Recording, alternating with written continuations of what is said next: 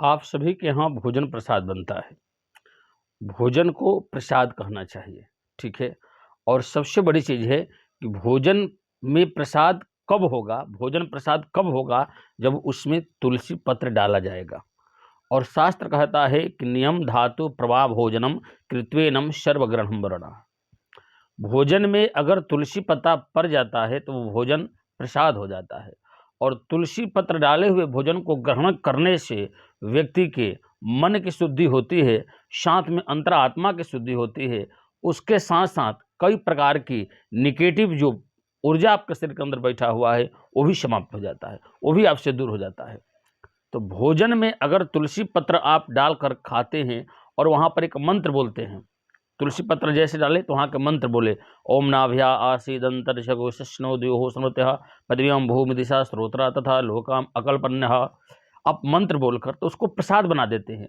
और प्रसाद खाने से मन तो स्वस्थ रहता है, शरीर भी स्वस्थ रहता है और परमात्मा की कृपा भी हो जाती है। तो इसलिए अगर आप प्याज, लहसुन, अदरक आदि जो भी आप भोजन में डालकर कर रहे हैं, तो उससे अच्छा है कि आप अपने भोजन में तुलसी पत्र डालकर और प्रसाद को, भोजन को प्रसाद समझकर पाइए। देखिए शरीर भी मस्त रहेगा, आप भी स्वस्थ रहिएगा और हमारे ठाकुर जी का कृपा भी आपको बनेगा। तो आज से भोजन में तुलसी पत्र डालिए। और आप सभी जानते हैं कि तुलसी पत्र उसी भोजन में डाला जा सकता है जो शुद्ध हो, जो पवित्र हो।